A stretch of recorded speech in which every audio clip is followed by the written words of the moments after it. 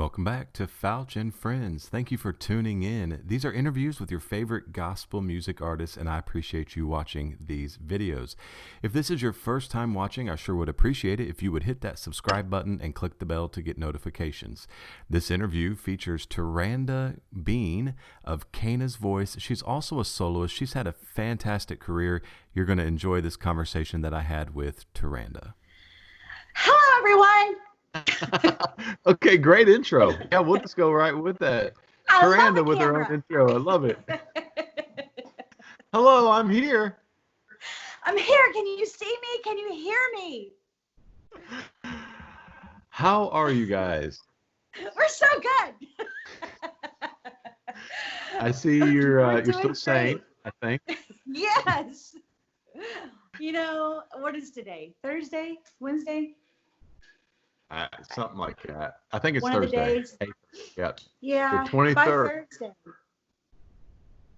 By Thursday. I don't know what makes a difference, but by Thursday, it gets crazy around here. So all the days seem the same, but Yeah, you know what everyone has said, Wednesday is the hump day because it's the middle of the week type of thing. Get over the hump. It seems like right now there's no hump day.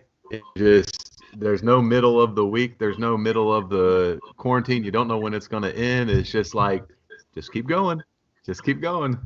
They're all hump days. That's what the thing is. Every day is It's hump not that day. there aren't any. It's every day. It's every day there's a hump to get over. That's awesome. Yes. Taranda, what have you been doing besides hanging out at home with all the kids? That is it. So the second week of March, right after we were in Branson, I flew home on Saturday the 13th, whatever that day was. And I've just been here since. I've been to the grocery twice. And I rode around in Landon's truck one afternoon for fun. That's it.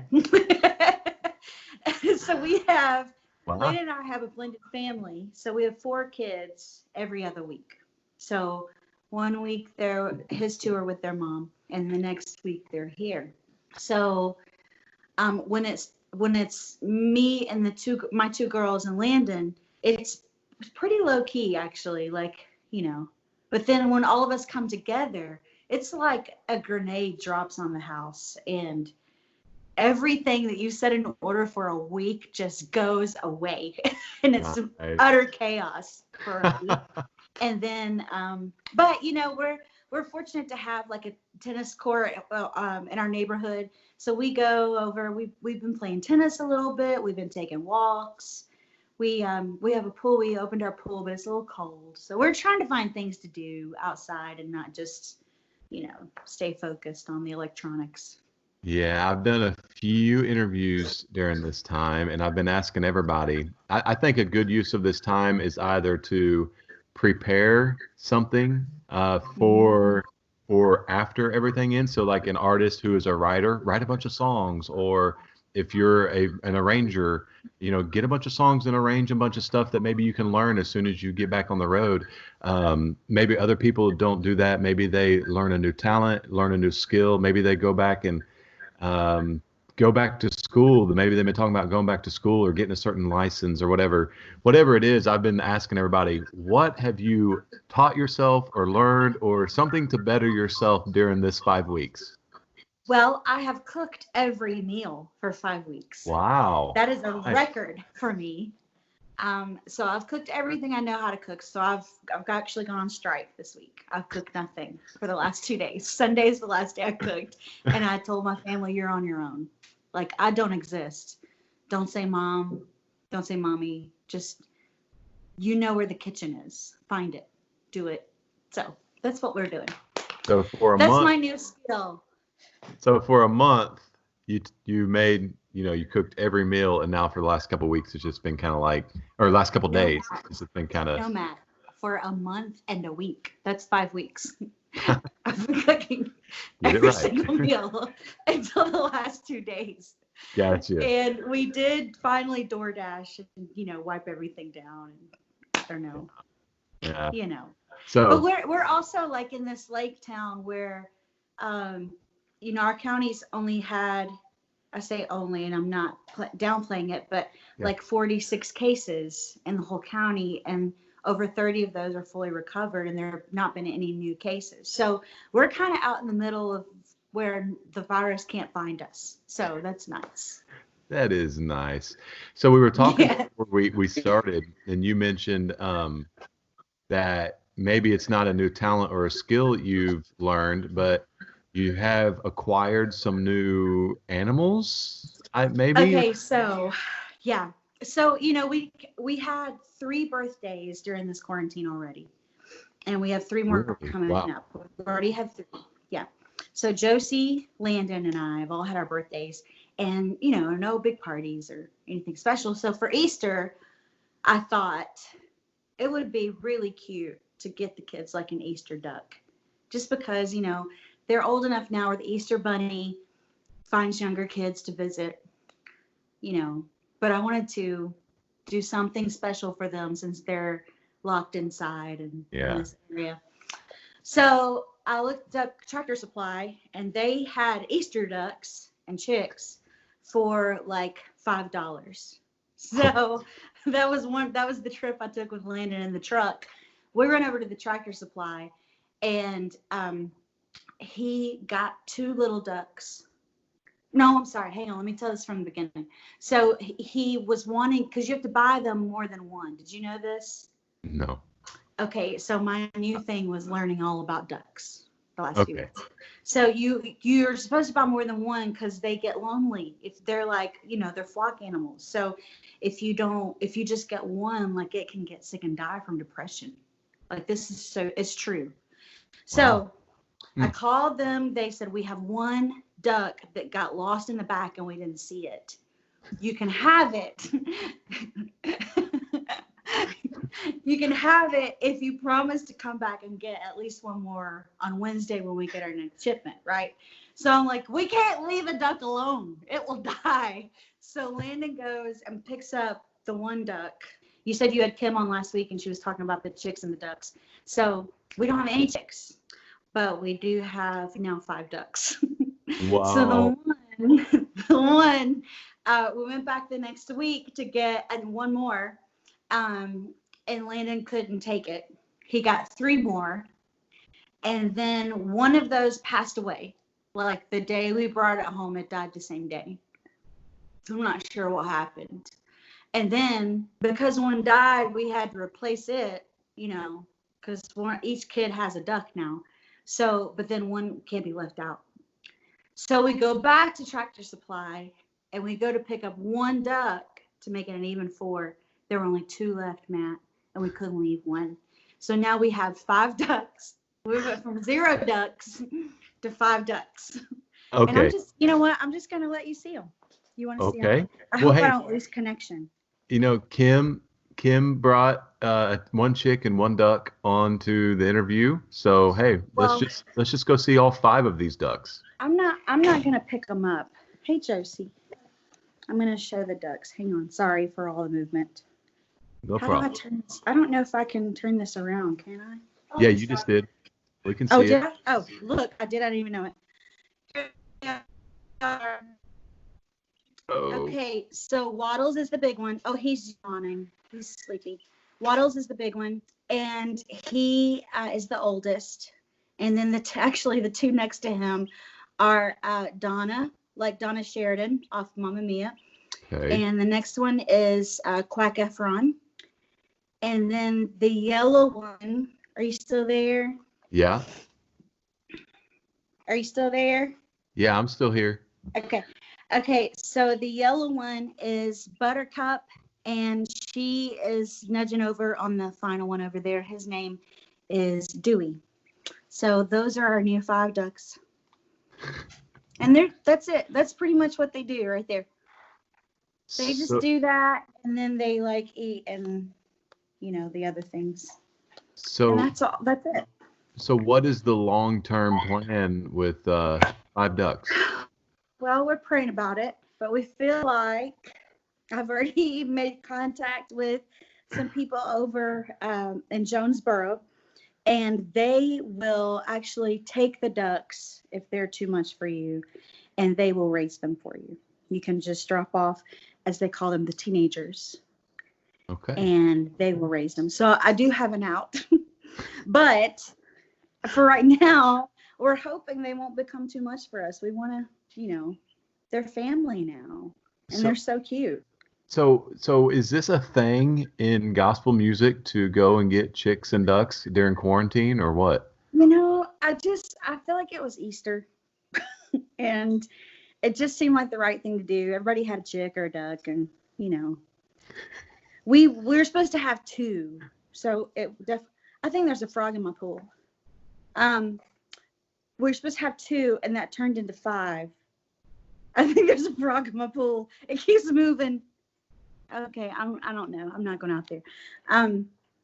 So anyway, it was supposed to be 2, and it turned into 5 by accident. But they're cute, and they're, All right. They're family. Well, I will, like I told Kim and the folks that watched the Kim Hopper interview, they know that as soon as this thing hit, my wife asked me about going and getting a coop and some chicks. And I was like, did you do it? No, we haven't done it. Oh, No. man. They're so cute. And then when they start swimming, like, they love to swim. Love it. We've not done it. We actually live in a house that has like some pasture land behind it, and there are either wolves or coyotes or something that go through that land during nighttime. And so that was one of the first things I was like, we probably wouldn't have them for very long after we put them out in the coop, unless you can like coyote proof a coop or something. I don't know. Well, you can't. The biggest thing that will eat them, the biggest threat are raccoons. That's what I'm hearing. And so I know you can get like a raccoon-proof lock for the coop. I'm learning about coops now because we're reaching that point where this Tupperware thing is not going to last much longer with 5 of them. We're cleaning it out like every day. So which is disgusting. I mean, what's the percentage likelihood that they end up in the pool at some point? I hope it's 0 because, I'm being real honest here. I've put them in a little tub with some water in them, in the tub, and let them swim. And like immediately when water touches their booty, like they just poop. I don't know what it is, but it's like a toddler in a tub. Like as soon as they get in, it's just everywhere, and there's no way to get rid of it unless you just empty the tub. So I've told the kids they are not getting in the pool because I don't know how we would resolve that. Yeah, I'm gonna say there's probably about 100% chance they end up in the pool at some point. But good luck with that. We can revisit that. What in the world has been going on with your solo music and Cana's voice and all of that? Did you guys release anything this year? Do you have anything coming up? Yeah, Cana's voice released a project the last part of last year called You Don't Want to Miss This. So we have the CD out, but the thing is with you were talking about how, sorry, squirrel also in my head. You were talking about how like people should learn, like if you're a writer, write, or producer, whatever. The next thing. Here's a thought about that. So I love to sing more than anything else in this world. Like I have a little keyboard out there in the sunroom, and I'll go out there and I can't play piano, but I'll just find it, and I end up being like Kim Collingsworth by the end of it, I feel like. Right. But that's probably inaccurate. In your mind. But I love that. I love singing. But with this quarantine thing, I don't have time. It's just a whole different job. So I think musicians with kids or whatever, arrangers, writers, producers with kids, it's maybe a little more difficult because the kids are home 24/7. Yeah. So it's just a whole different life than what we're accustomed to. So it would be great to say coming out of this that I wrote this song, or, I'm going to be a better singer or whatever. But I'm pretty sure I'm just going to be an overweight housewife when this is over. Oh, and a duck mama. I'm gonna be a Yeah. duck mama. Yeah. And you're going to be cleaning And the pool too. I'll be cooking meals and cleaning poop. That's what I do. It's like you got a baby in the house all over again. Oh, it's like 5 little toddlers just, Yeah. going crazy. But What's you know what? The thing I have loved is being home with my kids. On the flip side of that, I've loved having this time with them, and just, there's been a rekindling of sorts.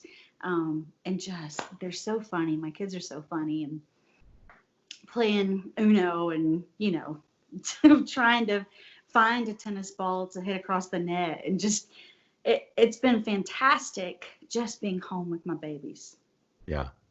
Yeah. And with the schedule that you keep with all the solo stuff and Cana's voice and everything going on, I'm sure that's been sweet, because I know for all of us that travel a lot for music, that's something that we've enjoyed, is that being home, you can spend time with the family, and that's good to have that time together for sure. It's great, but I've been a gypsy since I was 18. So there's also a part of me that's like, if I don't get on the road, if I don't get out of this house, I'm not sure, these ducks won't make it if I don't take a ride every now and then.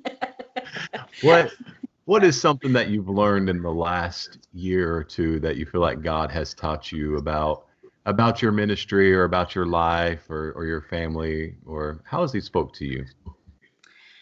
You know what? I think the last year I've learned a lot of things. Most recently, a friend of mine said the other day that, and Andy Andrews?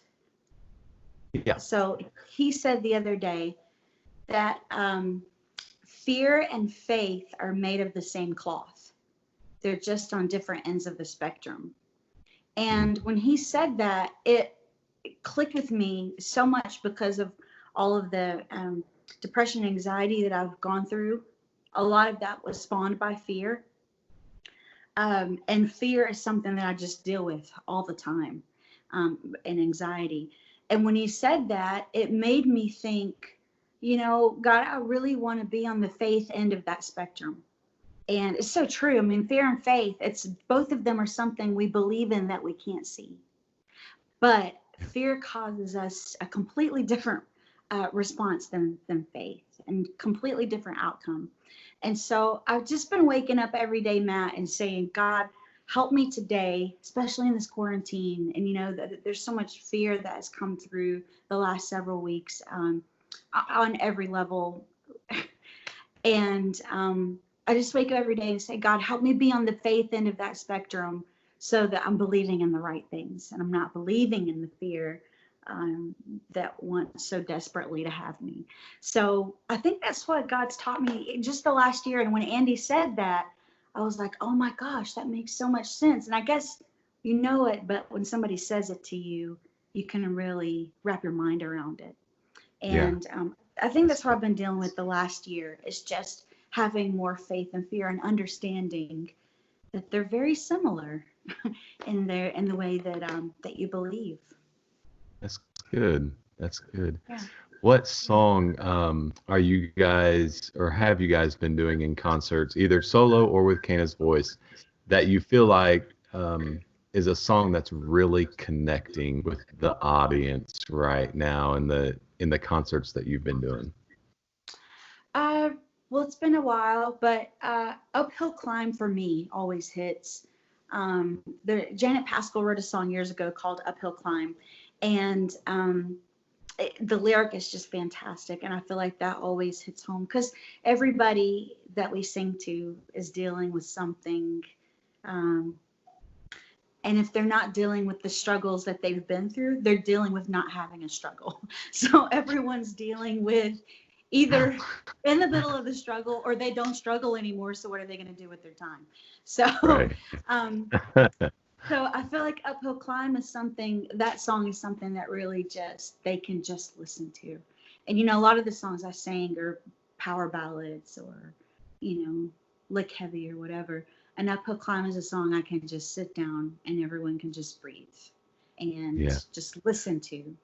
And so I love that moment. I love singing that song and watching people relate to it. I enjoy hearing you sing that song. I think the last time I heard you sing it was on the cruise in February. It was then, or it was at one of the multi-day events. It was one of the two. I'm having a hard time remembering which I one, did it but in Branson, maybe. I don't it might know. have been Branson. That was in March, but it was either the cruise or Branson. And I think do you sit on a chair when you do it? Usually, because Sometimes. I'm tired. Yeah. I just remember it being a moment where it was like you said, you were chilled, just kind of sitting on a chair, and like you could hear a pin drop in the room because it's just such a soft song. Like you said, it's not a ballad that has a bunch of orchestration on it and everything. And it's just a nice, tender moment for hopefully people to just sit back and just be reflective and Yeah. take in the song and the Yeah. moment. And I love Well, the songs like first, that. me too. And the first verse is about Alzheimer's, and a husband and wife not knowing each other, or she doesn't know him. And then the second verse is about, actually, my Janet rewrote the words for me. Um, and so the second verse is kind of a personal story for me. And then the bridge is about Jesus picking up the cross. And sometimes love is an uphill climb. Yeah. Just incredibly written. And so I love singing that one. And it just gives me a minute to look at everybody and check in, you know. Yeah. Yeah, Make for sure we're sure. connecting. What Cana's voice, you guys always share your testimonies, your stories. You're not afraid to share that kind of stuff. But what is something about Taranda that maybe folks don't know that you would love for them to know about you? There's so much you don't know about me that I don't want you to know. um, I don't know. I mean, Like, we is there a are hidden pretty. talent that you have, or is there, I mean, it can be funny, it can be serious, whatever. Bella, do I have any hidden talents? Yeah, we'll think about that one.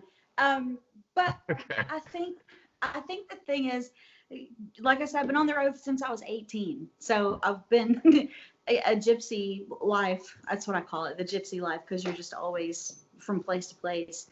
And so something interesting is I'm learning how to be a housewife in my later years, and a mom. And I didn't learn how to cook growing up. I was the only girl. I was spoiled. Everyone did everything for me.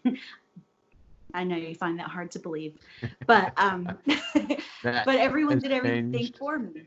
Yes. So now I'm like, oh my gosh, where are my servants? No. Where are my brothers? Yeah, I ring the bell and I'm like, oh, that's my bell. I'm the one that moves when it happens. Um, so it's been fun for me to really. I love to cook. I'm a clean freak, which is why this duck situation is challenging, because I love to clean things. That's my hidden Gotcha. talent. Bella, Yeah, cleaning. you're like a really good cleaner. It's your I'm a good cleaner. Bella says that's my Okay. hidden There you talent. go. I don't know. I'm Matt. I live with every moment. I Yeah. think that's the thing I like about me these days. I've not always been like that, but I try to always live in the moment now. You know, Yeah. not miss the little things. What? Yeah. What's something you want to share with these folks before you say goodbye to them? Um, I want to share with you that it's gonna be okay. Don't freak Yeah. out. I've already told you I've spent most of my life in anxiety and fear, and I wake up and tell myself, be on the faith end of the spectrum and don't freak out today. So do that. Try to breathe and just live in the exact moment you're in, because you only get this one moment and then it's Yeah. gone. So just live where you are. Don't yell at your kids too much. Bella, you don't need to glare over here when I say something about that. I just got to look from my 15-year-old like, practice what you preach. um, That But spoke to just me. live where you are. That spoke to me. Yeah. She's like, amen. She's hallelujah over on the other side. But just live in the moment. God is so good, and He's taken us this far. This is not the first epidemic the world's been through. This is not the first, time that we've had to face challenges. And just like God has seen our ancestors through everything, our grandparents, our great grandparents, He's going to see us through this. So just chill out and do your best to get close to Him during this time, because He's where the peace comes from. Cool. And folks, you can catch Taranda. You can find Cana's voice on all the social platforms. You can find Taranda Greene on all the social platforms. Is there a website you want them to go to where they can get music or anything like that? Yeah. Most of my social platforms are Taranda Greene. It's TarandaGreene. Facebook, my fan page is Taranda Music. And my website's tarandamusic.com. TARANDA music.com. Oh, you know what, Matt? I just released for the first time, this is something new, my soundtracks. And people have asked for years, and I have never released the actual tracks from me, not for any particular reason. But if you go to my website, there's a download link. You can get it immediately. And during this quarantine, you can practice. So when it's over, you can go to church and sing it. That's awesome. There you go. Go get your Taranda music. You can sound just like her. Yes, better. I Walk Today Where Jesus Walked is on there, when the healing comes. Like, I think just almost everything is up now. And it's a download link and you can have it. So there's that, and Instagram. I'm always trying to post a story to encourage you. I may do a cooking show. It seems to be the thing to do right. Yes. It's a nightmare in this kitchen when I'm in there. If I did a cooking thing, it would be like how not to cook with Matt or something. I mean, it just right. It wouldn't go over there. So Perk Tally has this page on Facebook called "You Gotta Try It." So he's been messaging everybody and asking them to cook for it, right? So he messaged me and I'm like, Kirk, right? Not you. No, not it's me. coming. Just wait.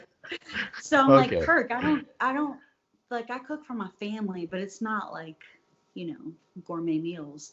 And so he was like, just make something. Well, I waited and waited because I think I'm always afraid it's going to be boring or like too much. So I made a pound cake, my first time ever making a pound cake. And that thing overflowed and filled my entire oven with pound cake.